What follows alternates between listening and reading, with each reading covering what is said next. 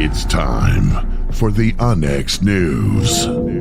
Extraterrestrials, time anomalies, dimensions, remote viewing, UFOs, UAPs, and USOs, ghostly encounters, abductions, Bigfoot, and more.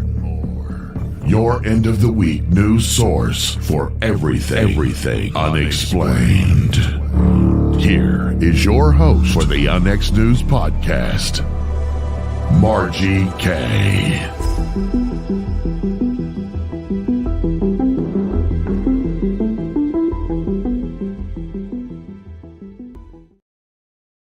Good evening, everyone. Welcome to this evening's broadcast of Unexed News. I'm your host, Margie K. And tonight we have some scary stuff for you. Well, my guest tonight is one of the authors at Unexed Media, and he has written a very unusual book. In fact, we didn't used to carry fiction books, but when I read his work, and after seeing a lot of his work that he has contributed to Unexed magazine, I made a decision to change my mind on that. So now we do fiction, and not only that, horror fiction. Derrick Smith is a horror author, paranormal investigator, and researcher based in Pittsburgh, Pennsylvania. As co-founder of Iron City Paranormal, he has spent over a decade documenting unexplained phenomena and uncovering the stories behind haunted locations.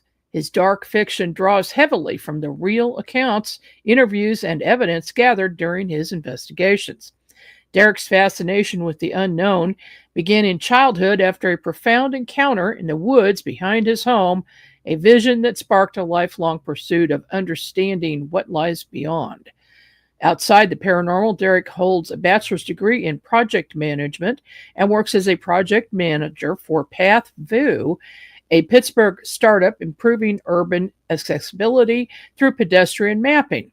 His work, whether technology, research, or storytelling, reflects his trademark curiosity and analytical approach. Welcome to the program, Derrick.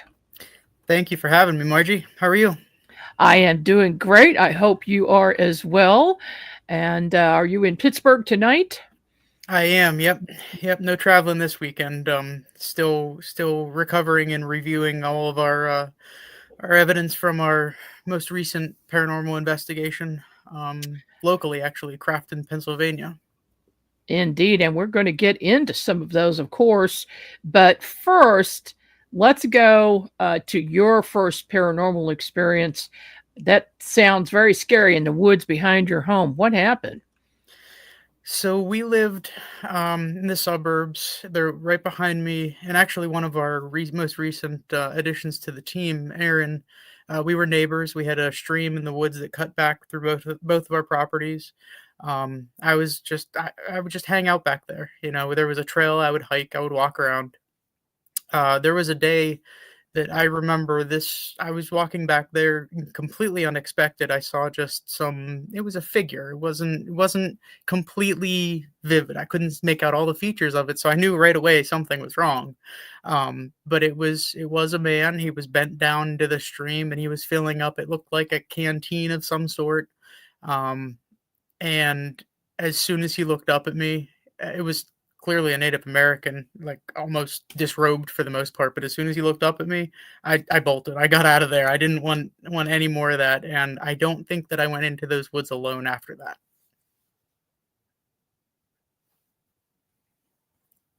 What was that? You were muted. Yes, I am. Was that an apparition then? Yeah, I'm pretty sure that it was. The entire area at one point, like pretty much the entire area that we live in, was heavily Native American based. So my only guess, and I researched the area and everything after I got into all of the paranormal stuff, but I never really turned up more than the kind of the local tribes. Nothing major happened on that plot of land. There was no real conflicts. Most of the area was used as hunting grounds. There were no like ancient burial grounds or anything like that we would have disturbed. But it was heavily populated with Native Americans. Wow. That's always interesting when that happens. And apparitions can appear in different ways. Sometimes they're real foggy, sometimes they're just transparent. Can you describe what that looked like to us? Yeah, it was what I would consider it. It it would be like when a uh, TV show kind of glitches, where it pauses and then it starts, or stops and then starts and then stops and then starts. So it's like it wasn't a fluent Mm. motion at all. But when it was, you could make it out. You could make out the features of it, uh, to the extent of knowing that it was wearing like some kind of loincloth looking thing. It had a satchel strapped over him. No crazy feathers or anything like that. But he was definitely there, and it was just one of the more disturbing things that I've seen. And honestly, probably the most vivid thing that I've ever seen as far as the paranormal goes. I mean, I've been doing this whole paranormal investigation stuff for over a decade, and I've never seen something that vivid. So Uh, to to really put that kind of thing in perspective, that's could be a once in a lifetime thing, but that's really what drew me into this entire side of things at a younger age. I was probably, I want to say, 7 or 8 years old at the time. Um, oh. and it was kind of hard to talk about because it was almost embarrassing at that point still, where you didn't talk about Mhm. that kind of thing. And you're making it up, or you're seeing things, and I I know Right. exactly, I know what I saw. um Well, and that sort of thing sticks with you. You never forget what you saw. 100%. You're absolutely right about that, and that's one of those things that's almost always in the back of my mind. Especially, we don't. No one from my family lives there anymore, but I know Aaron's parents still live in the area, and even just driving past it, that's one of the first things that kind of flashes into my head. Just when you're around there, is I remember the exact spot that it happened. I can still see the Uh, the woods, the stream. I can still see all those kind of details of the location of it. I mean, to the point where I could actually probably go back and visit that spot, to this day, and tell you exactly where it happened. well, have you ever investigated that spot? We have not. It's not something that, as interesting as it is, there's really no. First off, there's no good spot to do it back there. It's like a valley, so it would go Mm. all the way down. Good for hiking and things. We played paintball back there when I was younger, but we've never actually gone there to do any kind of investigation. And to be honest, I don't know 100% who even owns the property, to even ask. I mean, we could go door to door, but Oh, yeah. we'd probably get some weird looks. Well, indeed. We've got a question in the chat from Patsy. She says time glitch instead of apparition. What do Yeah, you I think see about that. that? That's actually a great point. Never really thought about it all that much. Uh, as far as what it possibly could be, my mind's always just gone to apparition. And like I said, I've never Mhm. seen something that clear ever again. So it's highly possible. I read up a lot on time glitches like that, so it's very possible. My only I guess my only thought with that is it seemed to notice me. Um, and Oh, typically whenever you're seeing or hearing about these kind of time glitches, they're not necessarily intelligent to the point where they're interacting, or reacting to right, the things around you. That's just kind of happening. But I right. know that I kind of took a step. I know I took a step back. Like, I was walking towards him, saw him, and I immediately stepped back. And I know for a fact that I made like those crunching noises in the woods, in the sticks, the brush, the Hmm. foliage, what have you. And as I did that, that's when he kind of got up from his filling up of a canteen, or whatever it was, whatever water thing it was. But anything's possible. I mean, we know that from doing what we do. So that's a good as guess of as any. I've never really thought Yeah, about it that way, though. That's a great point. yeah. The when a person sees something that happened in the past, I call it a time imprint, where Mhm. you're looking at something. It's like a movie that's been recorded and you're watching it. But then when you have that interaction, if the the person looked at you, if the spirit looked at you, or if they try to interact in any other way, then you've got to leave that time imprint idea behind and I go mean, with something else. yes and no. I mean, there are still the theories that whenever we see those things, they can see right back to an extent. So it's Uh, possible that if you go that route, that I actually I kind of interacted with the past. If that's the case. So for what we don't know, as far as those things go, anything is possible. And actually, I've done, I don't want to say heavy research, but I have done research on those kinds of things. One of my favorite stories, ghost stories about Gettysburg, actually revolves around a time slip like that. So, it's very possible that I did interact with something from the past, and maybe that's just something we don't know about it, and it did interact back to me. mm-hmm. Okay, so we're coming up now to today, and you've been doing investigations for a long time. We've got a few pictures that I'm going to go ahead and bring up, and we'll ask you to discuss. Yeah, so the pictures that I had sent you recently here, these are all from Caliente's Pizza.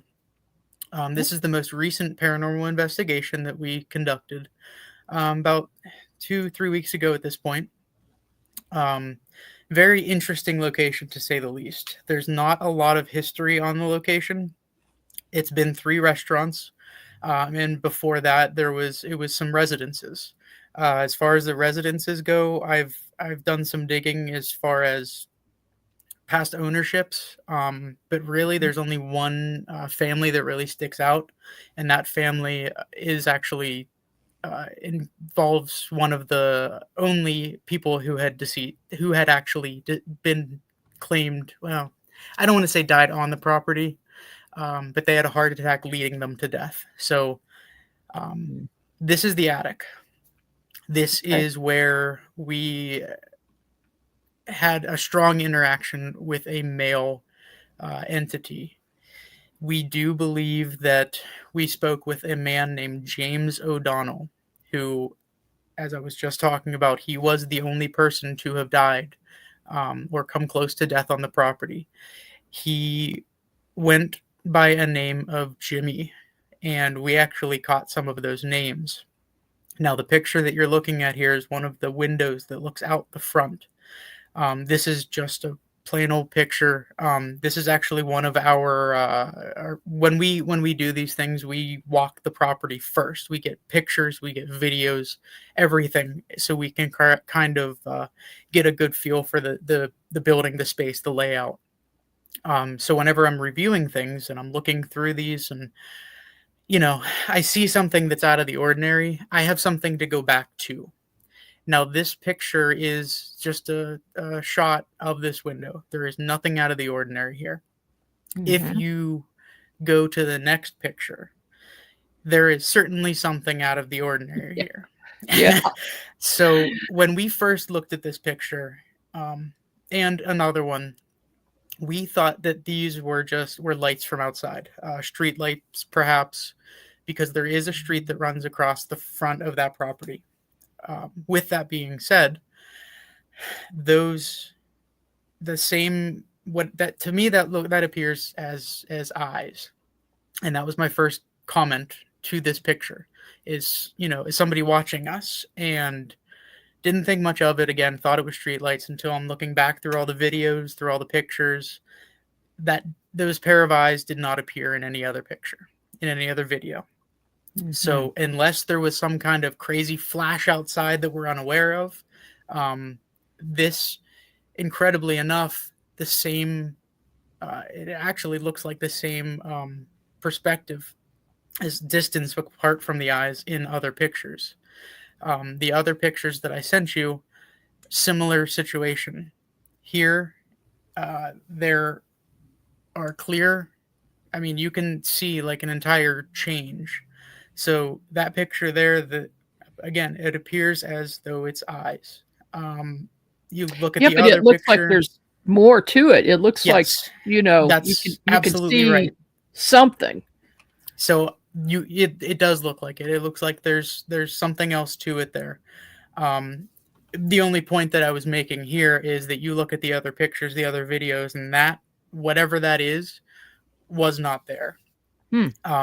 I have tried to lighten it, change it a little bit to try to pull anything out, but anytime that you do, it starts to really blur it, instead of pulling some detail out. So that one, there is another picture.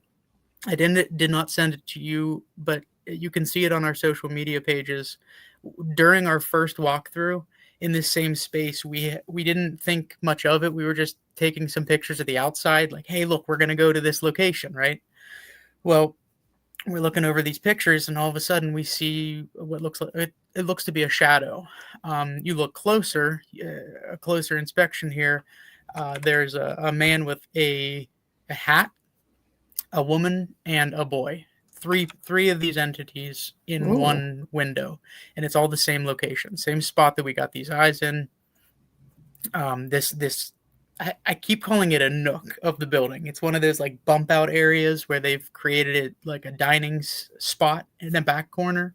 Ah. But every level of the building, that spot pulled one of our sensitives or mediums to it. Why, we don't know. There's no real direct reason why that is. And as far as the old property records and everything goes, it doesn't really dictate who, like, what spot was what. For best of our ability and our knowledge, it's been the same restaurant setup where first and second floor are dining and the attic is storage, manager's office, what have you. Farther back, late 1800s is when the house was built. As far as our residents go, there are no details or descriptions anywhere, so your guess is as good as ours. But it would seem to me that that second floor would have been more of a bedrooms kind of separated out that way. In the front of the building, that spot, that bump out would have likely been some kind of master bedroom or suite, with the attic being just another living space or even some kind of a parlor, like a male parlor of some sort. Now, the more digging we did into this area, we conducted an Estes method session here, and we did get the name Jim O. We got when we asked them, tell us anything. We were in the process of closing out. We were going to kind of start packing up and walking away, and we were like, hey, this is your time. Tell us anything you want. And we heard, just at the time, it was a bunch of strange words. It was hate my aunt, and then I believe sold was the next word. Start putting those things together, and at the time we're like, that, why would you hate your aunt? But what we found out is after this man passed away, the house went to his aunt. His aunt tried to turn it into an antique building, like shop. It didn't work. She sold the house. So what we gather after talking to this Jimmy O is that he hated his aunt for selling the house. I mean, things like that, we had no idea until we really started to research and look into it more. That's very interesting. Once you can research and then find out a possible answer, which of course is something that I do along with my co-worker, Violet. She's a professional historic home researcher, and she's been awesome. invaluable on cases. We've got some videos, and one of them is what you were just talking about, but I'm not sure which one. So why don't I just go ahead and play one, and then you can talk about it? Absolutely. Play whatever, and we'll have at it. Okay.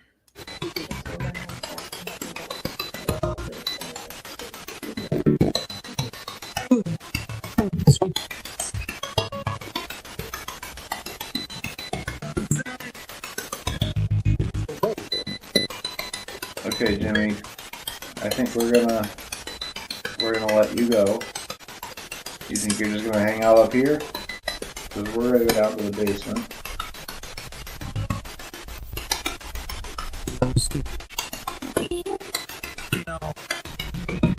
Thank you for your time. We thank you for the information that you did provide us. I hope you enjoy continuing to look out your window or whatever you're doing in your little room.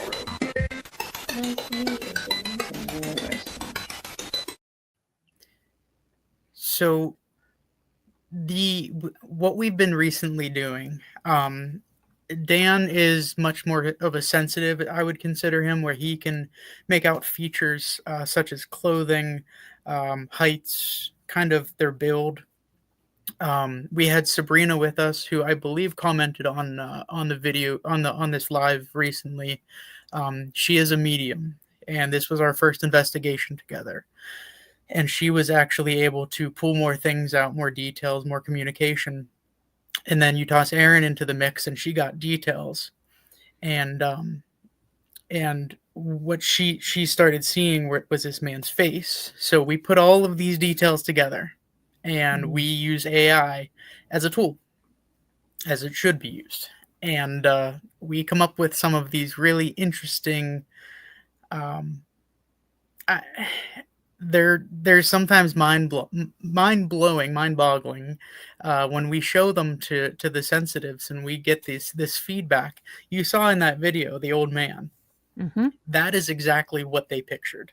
After we enter all the details in, all of their descriptions in, that's the old man that they were seeing, which is incredible. Yeah. Regardless, in this video, obviously we put the words in there, so it's a little bit of a cheat factor, but that's more or less just to give you an idea of what we were hearing. And all of these things, we told this man a few times, like we were going to leave, but he kept talking, so we kept talking. But you could hear how agitated he started to get, and eventually he started giving us the outs and goes, and he started putting those things together. But you could see how active he was, and it's pretty incredible. Yes, Sabrina says it's definitely been a great tool to use to show what we see. I agree. I've been using ChatGPT. I hesitated using it for quite some time, and then I have to do a presentation tomorrow, and so I was just kind of zhuzhing up my presentation a little bit, and I thought, well, let me try this. I can't believe how good it is. 100%. I didn't really want to at first. I don't even know how I first started getting into it, but I've pressured Dan to get to draw, to sketch what he's seen. He used to draw a lot, so I know that, and I was trying to pull that out of him, but he never thought that he could do it justice. So I'm like, I want to see what you're seeing, and that was really the option there, was to put all this stuff into ChatGPT and just see what happens. And we've been hitting some home runs with these. It started probably about 8 months-ish ago when we started to do that, and ever since it's just it's been pretty incredible what it's produced for us. Well, it really jazzes up the video, that's for sure. Okay, we've got another one here. It's called My Movie 32. I'm going to play that.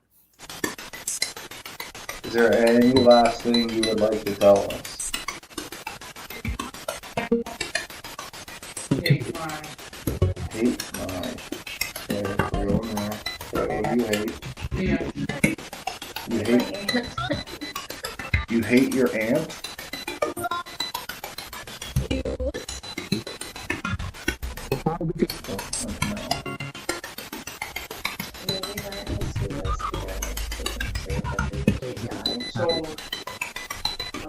She sold the house.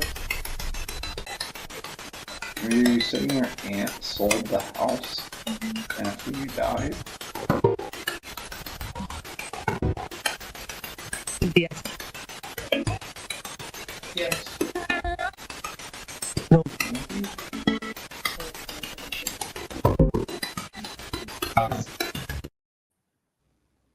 So obviously in an SD session, I'm not here. I was the one that was under that. I didn't capture everything apparently. So upon our review, what we do is we take the recording that's in the room and we take the actual spirit box recording and kind of overlay them. So then you can make out this kind of both sides of the story, of the conversation.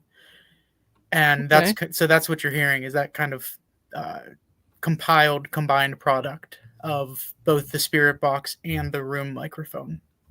And there was a lot, it seemed, under that, but I didn't feel confident saying it in the time. But what I did hear kind of live, we were able to continue the conversation there. Those were the moments that it was, I hate my aunt, and then sold. And we even got an affirmation of yes when we had asked if we put all that together, and we actually got a pretty firm yes there, as far as the response goes. Yeah, and as I was listening to it, I did feel like there was some more talking in the background that was kind of low. It wasn't coming through clearly. Yeah, there's a lot, it seemed, that were underlaid under that. But again, this is one of those moments where you try to clean this up, and then it just gets more mumbled and jar. It's hard to do at some of these points, because otherwise you're spending hours upon hours on some of these things. Oh, yeah. So we really just tried to hone in on, I don't want to say the important things, because they're all important to us, but the more clearer, or the ones that are more outspoken, or that make the most sense, especially in the time, and what kind of ties into the sensitive and medium's point of view, feeling, sensations. So ultimately, this story is telling itself. We just have to pull it out. Gotcha. Okay. And here is the next one. It's short, 11 seconds, looks like.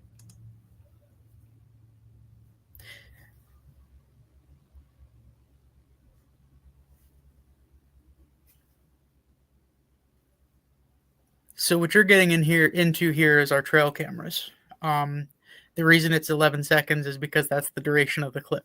We don't touch them.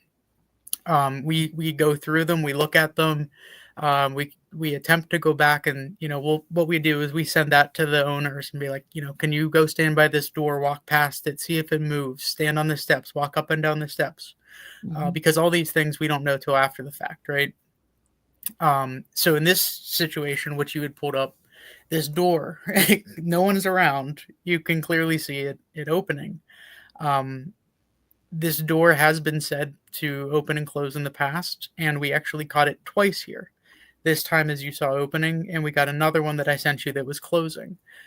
Pretty incredible for no one being around at those times. We tried to timestamp them best we can, and it, like I said, we don't see it in the time. That's the only downside of it.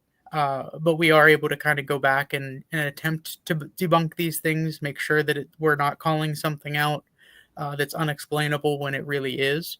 So that's the downside of using the trail cameras, but it takes away so much of the just sitting and staring at a screen for hours on end watching a stationary video.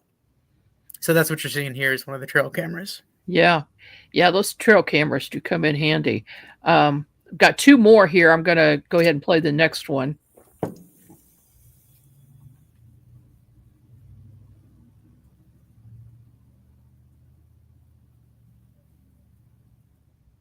So that one, as you could see, is just the cat ball moving. Another way of documenting it, but what you're seeing there is straight back down that hallway is that nook that I was talking about.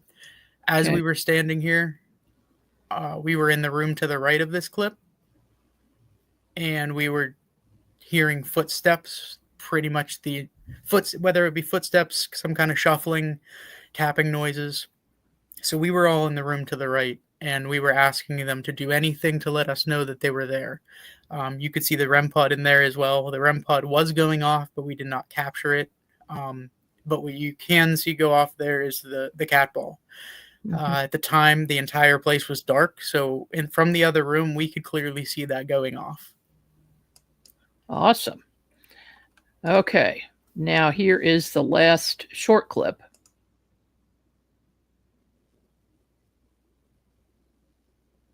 Yeah, looks like that door's moving. Yeah, so if you watch from the beginning, stationary open, and then it pushes closed, and Yeah. then it seemed to shake a little bit after that. Again, this is a moment when nobody was around in this area. You can actually see none of our other equipment was set up there, which tells me, aside from the timestamp, that we had moved on. Whether that be at this point, we were down in the basement at that time. But you see the tripod in the other clip. We moved that with us. We take that as a room camera. So we were gone. We kind of packed up from this area. The cat ball's not even there anymore. So that door was closing there, on its own. Okay. What is the spookiest thing that ever happened to you on an investigation? So as far as more spooky goes, the personally, I was attacked with forced nausea, I guess you would say. We were at the Jenny Wade house, or not the Jenny Wade house, the Gettysburg Orphanage, and Oh. we were down in the basement, the dungeon. And the woman that used to be the headmistress, I believe her name was Rosie Carmichael. I don't remember the name off the top of my head, but I called her out because we weren't getting anything. She tortured the kids down in that dungeon. She Ooh. was a horrible woman. And as far as the location, that's one of the tales, is that the children are basically stuck there with her still acting as headmistress. So we actually had crawled back into the dungeon space, pitch black.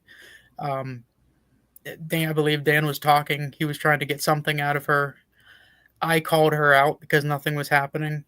And I don't usually do that. As soon as I did that, I just start dry heaving. I mean, I'm physically sick, upset stomach. I wanted to get out of there. Ultimately, that ended our night. That was kind of it. We're like, we're done. So we got out of there. I was actually told to leave the premises, like get out there, and don't try to clean up anything, get off the property. So I kind of, got out of cleanup duty that night. But yeah, that was scary because I had no control over it. It came out of nowhere. I didn't know what to do, really. Like I said, I don't usually call anybody out. That's not usually what I'm doing. So when I did that, it was kind of out of my norm anyway. But that was frightening to me. I know as far as kind of as a team goes, we've had things thrown at us before, but at one particular location, Fairfield Infirmary, we had rocks thrown at us, to the point where we're leaving. We were in a mental ward, where these people did not know right from wrong. And down that hallway, they were actually down the hall from children. So you put those two things together, you can only imagine what kind of horrible things took place there. So we were in the room with just a bunch of steel bed frames that were, I wouldn't say leftover. I'm sure that they were replicas to give you an idea of what the location was actually like, but who knows? So we were in this room and we're sitting down, kind of prepping ourselves. All of a sudden, we hear this like clink off of metal, and like, did you throw something at us? What did we do to you? So we asked them not to throw things at us. We come with respect. We ask respect back. There's nothing malicious or harmful that we're doing here. We just want to talk to you. We're giving you the opportunity to speak. And as we say that, another rock is thrown at us. And we're on our hands and knees looking for this rock. It's old drywall, not even drywall, but like spackling. It wasn't even from that room. It was from a different area of the building. And we're like, okay, we're starting to get uneasy. We don't want to be here any longer with things being thrown at us. My first thought was, is the building falling on us? Right. But no, it gets thrown at us a third time, and we're like, we're done. We're out of here. We don't want to get things thrown at us anymore. We didn't do anything to you, so obviously we're not getting anywhere here. So we're out of here. But I know that really frightened us because we felt like we were being attacked. Like Well, I guess so. It worked Yeah. though. They got us out of there. Do you find that spirits usually want people to leave their space, that they think it's their own? It's situational. We've run into both, where both sides of that. I mean, where yes, they want their space, they want their privacy, their alone time, their quiet. Which actually, to be honest with you, that's how Calientes started. Is that man in the attic? It seemed like he wanted us out. He wanted his alone time. Mm-hmm. But you also get the other side of that, where they want to be heard. They want to have this conversation with you. They want to get their point across. Somebody wronged them, or they're forgotten about. We get that side of things too. So it's really situational, and just like us as people, each of these energies or spirits or whatever you want to call them, they each have their own character and identity as it is. And that it seems to come across even in the other side as it does this plane of existence. Indeed. Well, let's get to your book now. Let me pull a picture of this up. It's called All Monsters Are Human, an unsettling collection of horror stories, Volume 1. Tell us a little bit about this. Yeah, so the book kind of dives into the idea that our emotions are the real monsters in us. Love, anger, grief, despair. They don't just necessarily influence us on a regular basis, but they can actually manifest inside of us. And then they can kind of portray themselves however you see fit, whether you have control of it or not. This all kind of comes from my basis in the paranormal, combining that with my love for everything horror, and it's a lot of what ifs. So it is fictional, but on the flip side, I do a lot of research into a lot of these things. I talk about some of these asylums. These are real places. These are real people. They actually existed. This is how things actually were. Now, what if something took a turn for the worse? Or what if it's something happened that we really don't know about?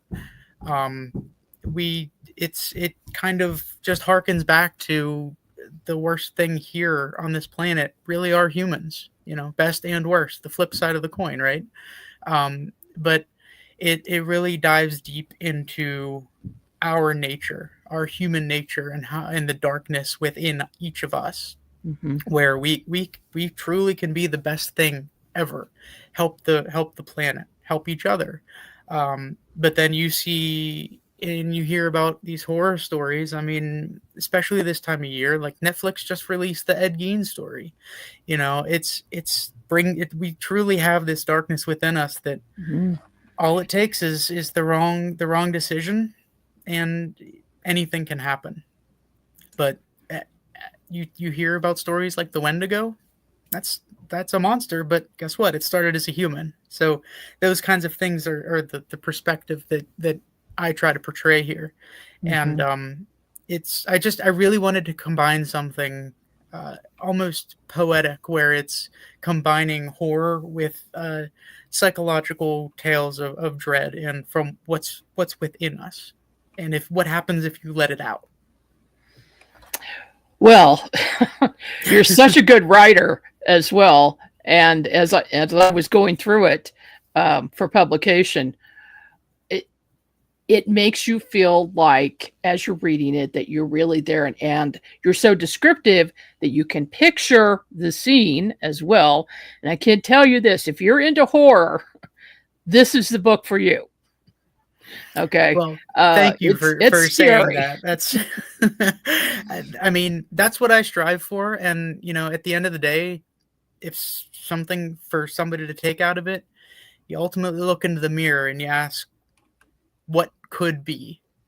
not what is, but what could Yeah. be. What if I made the wrong decision here? Could this happen to me? Okay, so this is 10, basically 10 stories, 10 chapters in this book. And what do you have planned for the future? So these stories have all kind of I've been collecting the little pieces of these stories for a long time, and I finally put them into this anthology. Now each of the stories don't necessarily tie together, but in the future they might come back a little bit. But as far as future volumes go, the idea is um, an umbrella of ideas. So this one, All Monsters Are Human. It's the darkness within us. The next volume comes down to abandoned places, and what they could bring, what lurks within versus in our minds versus what's there. The actual so that's the idea behind it. I know that it was kind of I don't want to say thrown together, but I did pick some of the stories that were based on abandoned places. But I also know that I had to kind of create uh, create some of these locations both from my real experiences Mhm. and travels to some of these places, but I also had to pull some of these things out of my mind, basically playing out a scenario in the place that I hadn't been. So to be honest with you, this is one of my favorite ones because I really researched a lot into this one, because even if I wasn't there, I needed to feel like I was in order to write about it. So it's Mhm. some of these places do take a deep dive as far as the actual stories go. But the idea behind this one is abandoned places, um, and really the title, while it might kind of be working, I know that it's in the final phases now. The title, the working title, is Echoes of the Forgotten, and it really ties together all of these abandoned places and the what ifs. Anything from asylums to the woods, anything that's just kind of been long forgotten by us. Well, you picked some good subject matter there because abandoned places are always scary. There's something Yeah. about them that even Yeah. though they're scary, they're dark, they're dingy, they still draw us in. We still have some kind of interest in them, for better or for worse. Uh, who knows why? Yeah. Just What? something in human nature, I guess, that Yeah, we're that kind of curious. always. And Mhm. that's at the end of the day, that's kind of what's also our downfall, right? Is this curiosity is just to the nth degree. Mhm. And can you tell us anything about the third book in this trilogy? So you say trilogy, I do have 5 of them planned out. Oh, okay. um Thanks for telling me, Derek. I was kind of waiting for this to play out and Mhm. see where it went, because each of these ideas, like I said, I'm kind of going with these umbrellas, these themes of things. It just spiraled. Whether they ultimately get published or not, these stories have all been kind of festering within me, and I just to get them out, it's an outlet, and it really feels good to get pen to paper. um I Like I said, it's one of those, it's a been a pet project of mine for a long time, and until you gave me the opportunity, it really never saw the light of day. It never really it wasn't a reality. So you have helped get me there, so I do thank you for that. And there's just so much up here, that I love getting it out there. I love sharing it with the world. um but as far as the third goes, the third installment, um that one is kind of definitely up in the air as far as what they are.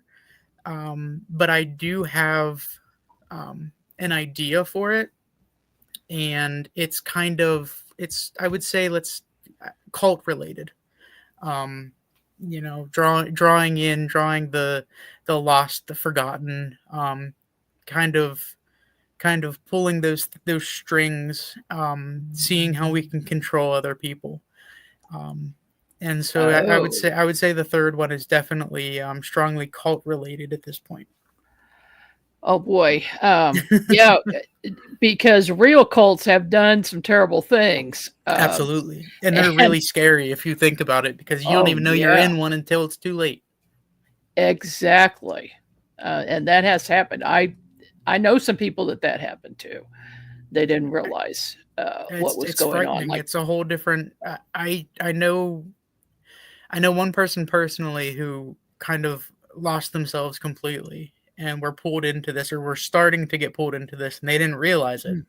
mm, So I can only imagine what would have happened to them if they continued down that rabbit hole. And to get yourself so lost, I can't even imagine. Well, I can imagine, but personally speaking, how you get there is beyond me. that sounds like it should be required reading for every college student, so that they know ahead of time how they're What they're going getting to get into, you. yeah. Yes, because they do have certain methods, and they're very sneaky. They're trained from the get-go. Oh gosh. So what do you have coming up as far as investigations are concerned? Do you have any plans for new sites? I mean, there's always something new, something around the corner. Mhm. Typically this time of year, we try to take things back a little bit. Oh, excuse me. From Thanksgiving, Christmas, New Year's, all the holidays coming up, we typically scale back November, December. We kind of leave it open for, as we've talked about before. We do some cleansings and Mhm. helping people out, so we kind of leave those open ended for almost emergency basis. There is one in the works. We're trying to plan it out. Whether that happens in December or January, it's unknown at this point. We're trying to get there, but it's a firehouse. So one Ooh, that's that never sounds been fun. it's never been investigated before. We're putting some history together on it just to try to help them out. So yeah, we're trying to plan that out, but it's that's the next one that would be in the works. Um, After that, we do have a few locations planned out for next year in a town called Waterford, Pennsylvania. And this Ah, is actually a different version of writing that it's actually me and Dan going in on this. And we've started interviewing people that have lived there their entire lives. The town was literally paved in bone. Um, there were cemeteries that were dug up, and in that dirt, they repaved their roads. What they didn't know were they were cemeteries, so they were literally paving the no. road in bone. Oh, And the that is a entire first. I've never heard of that. it's exactly. So the idea was haunted towns, and when I was talking to Dan about it, that's the first one that came to mind. We've investigated two properties there before with really good results. We have two more lined up for next year, possibly a third in the works. But the idea is to put all of these stories to paper, record them, document them, kind of see where that takes us. But the hope would be to get that to be a publication as well. Between all of their stories, which are just adding up. We sat there one day expecting to sit down and talk to these people for maybe an hour or so. We were there for about 5 hours, I think, just taking all these different stories. So it was extremely interesting, but Wow. it's a lot to take in. So we'll see where the actual investigations take us to this point, but that's definitely going to take up a big chunk of our time, and we'll see where that one takes us. Oh goodness. There are haunted towns where it seems like the entire town is haunted. Sure.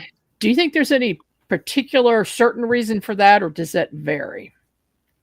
Well, or if we're talking about Waterford, yeah, I know exactly why it's haunted. Right. Well, we But got that one. as far as towns that are haunted go, I think they vary. They could go as far back as the natives, what was there before, before we even knew, before we settled here. You even think about, as an example, Gettysburg, the battle there. Sure, the 3-day battle, so many lives lost. Absolutely, that would be a reason for it. But Mhm. some of the areas around there were actually nicknamed prior to the battle. For example, Devil's Den, one of the more well-known areas, was actually named by the Native Americans because they claimed that there was a large snake that lived in the rocks. So that area, prior to the battle, all the death and bloodshed, it seemed to be a potential to be a haunted town as it was. So I think they're layered. I think in order to get to a haunted town, it can't be just one or two things. There need to be a whole bunch of things, and it just leads to this like explosion of different things. And it could be anything. Like I gave the example of Gettysburg, but it could be just massive lives lost. It could be you think about a town like Moundsville, where it's literally a town built on ancient Indian burial grounds. It could be anything. Everyone's different too, it seems. So for everyone, there's a different story to tell. I need to get you out here to Independence, Missouri. The town square is the most haunted town location that I have ever investigated. Really? Almost every building has got at least one ghost. Yeah. And of course, there's a history here. There were settlers here in the very early 1800s. And then the three trails departed from Independence. So there were lots of people coming in with their wagons and sending their wagon trains out. Yeah, it is just super, super busy. And then we've got a structure here that was put in the 90s that I believe is contributing to the spirit activity because of the construction of the building. Mm-hmm. And I think you'd find it fascinating. So maybe we'll try to get you out here to do maybe a live event, maybe a documentary or something like that. Because that would be incredible. there's a lot happening. That sounds like it's right down our alley. And I mean, that's the kind of thing that we've been talking about with the entire towns. And like you're saying, it's a multitude of things that really combine and come together and create this mass of just energy. And who knows who knows why, but you combine it and it gives a pretty good reason, a good story. And yeah, I absolutely agree. It does sound like a good road trip. Have you noticed anything as far as buildings are concerned that might contribute to paranormal activity? I think the most common thing is construction, renovation. You take an old building that someone loved, probably built, most of the older buildings were either built by families or by towns. And they were built by hand.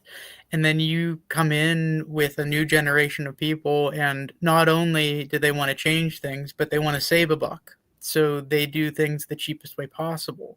So not only are you changing something someone once loved, you're also doing it halfway. You're putting in half the effort, whereas someone loved and cherished this home, you're now just trying to make it yours, but at a much lesser value. So I think that is probably the most common.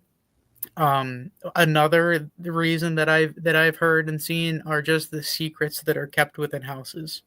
There is a house actually around here. It used to be here. It's called the Congier house. I don't know how real it is, because it's not there anymore. But the story goes that it blew up. That there was a mad scientist who was there, and he took bodies and put them together, kind of Frankenstein-esque. Dear. And he did all these experiments and things on bodies and hid them in the basement. And when the police came around, because of the smell, that's what drew them in, was the horrid smell. But when the cops came, he had actually blown up his house. This man just put all these things together and it exploded. Nothing was left. Now, there's two sides of it. One, people around here say it's the most haunted, it's demonic even. But on the other side of things, people say it never actually existed or happened. So who's to say? Maybe it did, and maybe maybe somebody's covering it up. Well, that sounds like the story in the Burbs where Ray's neighbor is telling him all about the ice cream parlor, and the guy had killed his family, and they noticed the smell. I mean, that just reminded me of that. Kind of silly. Thank you so much for being on the program, Derrick. Thank you for having me. People can get your book at Amazon, and also check out unxmedia.com. And what is your website, Derrick? So everything is linked to ironcityparanormal.org. We have our own page for everything that's published as well. So being that we also link most of our investigations to UNX, we have all of the magazine links there as well. So you can find the book, you can find the magazines, both on a link on our site. But we also are on Facebook and Instagram, X, if that's what it's called anymore. But we encourage people to jump on to social media, give us feedback. There's so many times where I don't want to say miss things, but maybe we're redirected or we're focused on something else, and we're listening to something, but somebody's watching something and they point it out to us. And there's so many times that, we overlook something and someone jumps in and says, look at this, or focus on this. And, something is found because of the other set of eyes, set of ears. And it's kind of an incredible community that we're trying to build. That's done good so far. And on top of that, we invite people out to investigations with us. It's one of those things where we've made a lot of believers out of non-believers, and it's just kind of an open forum to get people involved and experience something they never have before. Awesome. Totally awesome. Thank you so much, Derrick. It's been a lot of fun. I hope you'll come back again sometime. Absolutely. Thank you for having me. All right. See you folks later. Be here next week.